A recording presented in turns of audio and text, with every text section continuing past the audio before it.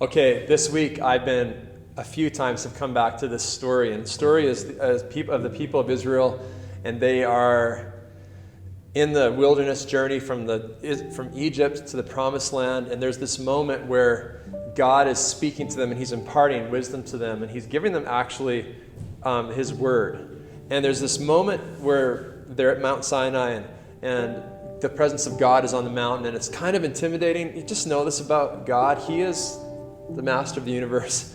He's big, and it can be intimidating to come into close relationship with Him.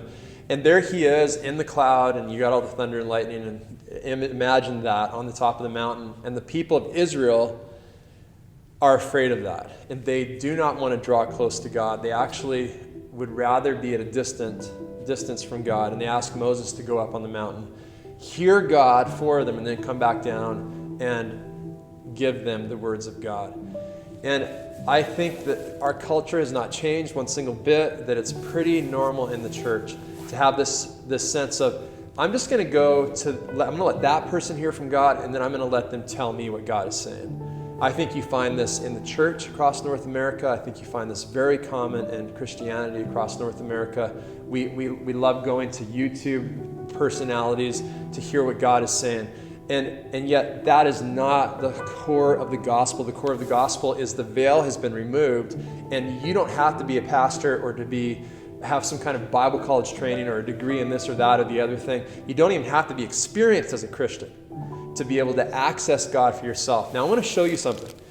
Intrinsically, right in the Lord's Prayer, Jesus is actually encouraging us to pray a number of things, but at the very end, the prayer at the very end is key here. He says this, and lead us.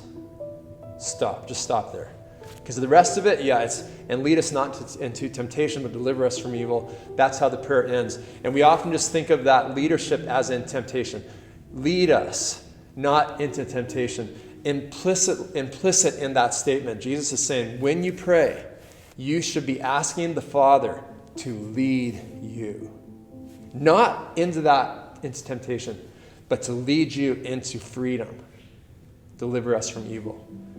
And you and I want to, this is so core, I think this is so foundational to the gospel, that you can connect to Jesus yourself, that you can enter into the holy place yourself, that you can ascend the hill of the Lord yourself, and actually have, this is what sets the gospel apart from every other world religion. The wall is gone, and you can experience friendship with God.